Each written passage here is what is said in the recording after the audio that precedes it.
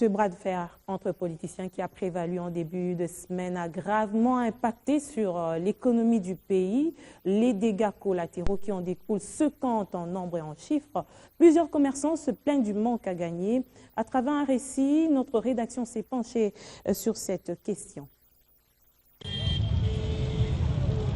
Des journées paralysées affectent l'économie nationale déjà malade.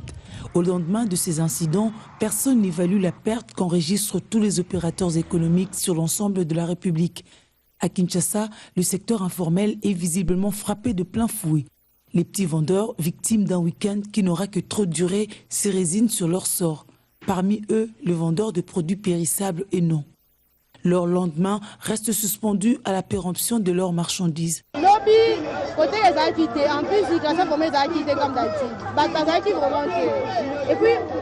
Hier, la vente n'était pas comme d'habitude. Je suis obligé de vendre les stocks d'hier car je n'avais pas pu les vider. Le marché était totalement vide alors que nous faisons de bonnes recettes pendant les heures tardives.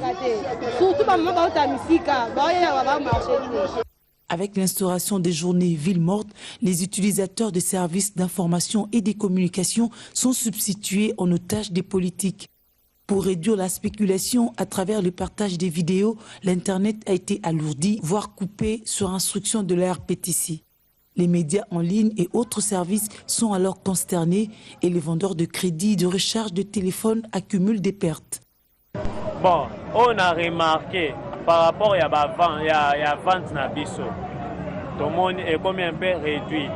La vente est sensiblement réduite. Les clients n'achètent plus comme le jour précédent. D'habitude, nous vendons plus de 20 000 francs congolais.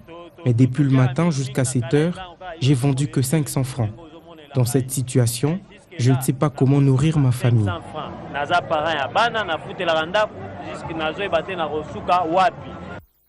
Les débits de boissons, un des indicateurs de la température d'ambiance quinoise, fondent sur place.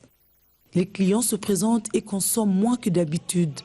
Tout porterait à croire que les éléments se réunissent pour précipiter certains à la tombe. Il faut alors des nerfs solides pour résister face à l'incapacité de répondre aux besoins même primaires. En tout cas, nous sommes fortement pénalisés. On n'y vend pas comme d'habitude. Les troubles ont vraiment bloqué nos activités.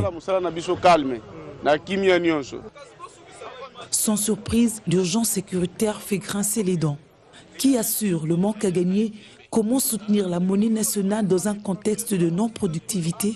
La réponse viendra peut-être de l'autorité de régulation monétaire.